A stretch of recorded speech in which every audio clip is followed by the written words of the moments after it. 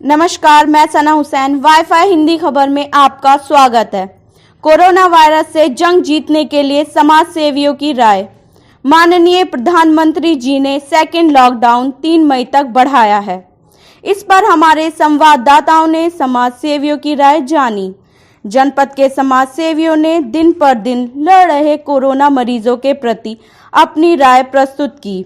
उन्होंने लॉकडाउन का कड़ाई से पालन करने की स्वयं जनता से करने का आह्वान किया, जिसमें वरिष्ठ पत्रकार शमशाद हुसैन, धामपुर गरीब पार्टी राष्ट्रीय अध्यक्ष श्री बाबूलाल सिंह, कामरेड शमशाद हुसैन, अखिल भारतीय किसान मजदूर सभा के प्रदेश उपाध्यक्ष, समाज सेवी व जिला पंचायत के भावी उम्मीदवार दिलशाद हुसैन आदि ने अपने विचार व्यक्त किए।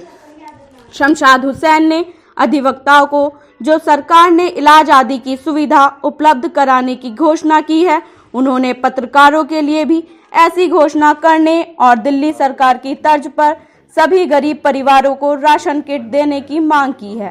प्रस्तुत है इन सभी समाज सेवियों की लॉकडाउन के प्रति अपनी राय के कुछ अंश। देखिए हमारे संवाददाता अजमल अंसारी व साबिर मलिक की ये रिपोर्ट। जी सर, क्या नाम है आपका?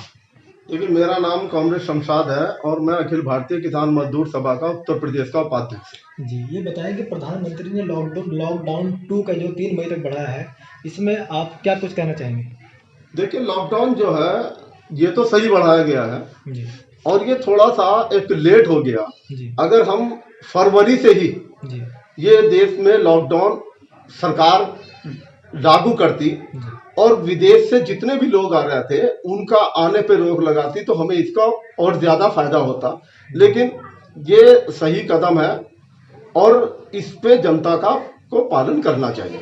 अच्छा, जो मरीजों की जो कोरोना के पॉजिटिव की संख्या लगातार बढ़ रही है, इस पर आप क्या कहना चाहेंगे और किस तरह से बचाव की वो बताएं आप? देखिए, हमारे जिले में जिस तरह से ये पॉजिटिव केस आ रहे हैं, तो इसे जो है हमें जो है कड़ाई से इसके लागू करना चाहिए, लॉकडाउन को और सोशल डिस्टेंसिंग को। और ये कड़ाई का मतलब से इस बात से नहीं है मेरा कि इसमें पुलिस ही करे। कड़ाई का मतलब ये है कि हमें खुद जो हमारे जनप्रतिनिधि हैं या हमारे मोहल्ले में जो सभासद हैं, जो पार्षद हैं, जो चेयरमैन हैं, उनकी भी ये जिम्मेदारी बनती है कि वो अपने अपने धोरे पास में अपने इलाके में इस मामले को कड़ाई से और उनसे कहें कि भाई ये अगर हम बचेंगे तो देश भी बचेगा। तो कड़ाई से पालन करने का मतलब है इसे हमें लॉकडाउन को खुद कड़ाई से पालन कराना है। पुलिस प्रशासन पे इसे हमें नहीं छोड़ना, क्योंकि अगर हम इस पे कड़ाई से पालन नहीं करते, सोशल डिस्टेंसिंग नहीं बना के रखते, तो आगे के लिए चलकर हमारे सामने बहुत बड़ा संकट पैदा हो जाएगा। जो हमारे मजदूरों का भी संकट है, जो हमारे काम का भी संकट है। हम जितना इस पर कड़ाई से पालन करेंगे उतनी जल्दी है लॉकडाउन भी हटेगा और इस बीमारी से हमारे देश को निजात मिलेगी। देश के अंदर शरारती तत्व कुछ शरारती तत्व हैं और वो सांप्रदायिक माहौल को बिगाड़ने की पूरी कोशिश करते हैं, कई जगह देखा गया है इस तरह से जो है।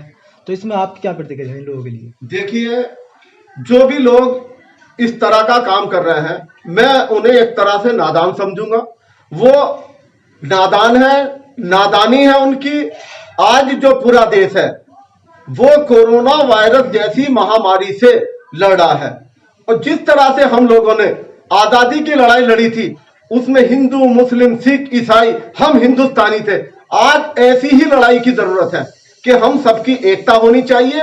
हम किसी भी मामले को उसको सांप्रदायिक रंग ना दें, उस घटना को जो है फैलाने की कोशिश ना करें, माहौल को कतई बिगड़ने ना दें। ये हमारी जिम्मेदारी बनती है कि अगर हमारे सामने कोई घटना ऐसी आती भी है कि जिसमें सांप्रदायिक सौहार्द बिगड़ेगा, तो हम उस घटना को रोक लें और सिर्फ अपने भाईचारे को कायम रखें। ये लड़ाई तो देश को बचाने की है, देश की कोरोना वायरस से आजादी दिलाने की लड़ाई है। हमें बहुत संगीन होना पड़ेगा और हमें हिंदुस्तानी अपने को समझना पड़ेगा। हम हिंदुस्तानी हैं, हम बाद में हिंदू, मुसलमान, सिख, ईसाई हैं। देश के अंदर कोरोना पॉजिटिव मरीज दिन पे दिन बढ़ रहे हैं, जिसको लेकर जो हमारी उत्तर प्रदेश सरकार ने वकीलों को लेकर जो अगर पॉजिटिव अगर कोई वकील पाया जाता है तो उसको लेकर जो इलाज फ्री होने के लिए अभी घोषणा की है, जबकि पत्रकार भी अपनी कवरेज जान जोखिम लेकर अपनी कवरेज कर रहा है और वो दिन रात लगा हुआ देश और जनता की सेवा के लिए, तो उसके लिए कोई फैसला नहीं लेगा। तो इसके बारे में क्या कहना आपका? देखिए, मैं समझता हूं कि अदालतों के काम इतने तो नहीं हो रहे हैं, लेकिन सरकार का फैसला है और बड़ा अच्छा फैसला है। लेकिन एक पत्रकार जो ये कवरेज कर रहा है, जो इसमें समाज को भी वो गाइड कर रहा है और लोगों को भी सोशल डिस्टेंसिंग बनाए रखने का, लॉकडाउन का पालन करने के लिए हमारे जो है पत्रकार भी लगातार प्रयास कर रहे हैं और बाहर निकलते भी हैं। उनके साथ भी जो है इस तरह का संक्रमण उन पे भी आ सकता है। तो हमारी उत्तर प्रदेश सरकार को चाहिए कि जो पत्रकार हैं, हमारे पत्रकारों की चिकित्सा के लिए और उनके लिए भी उनकी सुरक्षा, दूसरी चीज कि जिस तरीके से 5,000 रुपए की घोषणा जो है अधिवक्ताओं के लिए करी गई है, ये हमारे पत्रकारों के लिए भी होनी चाहिए। हमारा किसान जो इस देश को पालता है, हमारा मजदूर जो इस देश को पालता है, अगर वो कहीं संक्रमित होते हैं तो हमारी सरकार को उनकी जो है चिकित्सा जो है करानी चाहिए और उनके लिए भी ये जो बीमे वाली बात है वो किसान और मजदूर के लिए भी होनी चाहिए। मैं अपने जो जिले के लोग हैं बिजनौर के, उनसे ये आह्वान करता हूं कि वो स्वयं कड़क हो जाएं। पुलिस प्रशासन की बात नहीं है, हमारे जनप्रतिनिधि हैं, हमारे पार्षद हैं, हमारे विधायक हैं, हमारे सांसद हैं, वो वहीं से मोबाइल से भी अपने लोगों को जो है गाइडलाइन दे सकते हैं कि अपने अपने मोहल्ले में आप लोगों को सोशल डिस्टेंसिंग बनाए रखने और लॉकडाउन का पालन करने के लिए उन्हें तैयार कीजिए, उन्हें समझाइएगा कि ये कोरोना महामारी है, हमारा देश बहुत बड़ा है, इसकी लड़ाई के लिए हमें जो है पूरी तैयारी से लड़ना पड़ेगा। मैं अपने प्रधानमंत्री जी को एक बात और कहना चाहूंगा कि जो हमारे प्रवासी मजदूर हैं, जो बाहर हैं, हरियाणा के हैं, हरियाणा में हैं, चंडीगढ़ में हैं और राजस्थान में हैं, सब जगह हैं, झारखंड के हैं, बिहार के, इन मजदूरों को भी इनके घर पहुंचाया जाए ताकि ये जो इधर उधर हैं या झुग्गी झोपड़ियों में रह रहे हैं और वो भूखे प्यासे भी हैं, क्योंकि हर जगह सरकार व्यवस्था नहीं कर सकती, अगर ये इन लोगों को इनके घरों को पहुंचा दिया जाएगा तो फिर हमारा लॉकडाउन और बढ़िया तरीके से इस पे पालन हो पाएगा। दिल्ली सरकार ने अभी मजदूरों के लिए जैसे जो किट मुहैया कराई है, तो क्या उत्तर प्रदेश सरकार को भी इस किट को मुहैया कराना चाहिए? इसके बारे में क्या? देखिए, दिल्ली सरकार ने जिस तरीके से मजदूरों को, गरीब परिवारों को एक किट दी है जिसमें आटा, चावल, दाल, घी, चीनी, नमक, मिर्च आदि सब है, तो हम ये चाहते हैं कि हमारी उत्तर प्रदेश ही की नहीं, पूरे हिंदुस्तान के अंदर हमारे प्रधानमंत्री जी ये किट गरीब और मजदूरों को उपलब्ध कराएं। फिर हम लोग और बेहतर तरीके से, बढ़िया तरीके से कोरोना वायरस जैसी महामारी से लड़ेंगे। हमारा देश जीतेगा, हमारा देश इसमें कामयाब होगा। इनकलाब जिंदाबाद।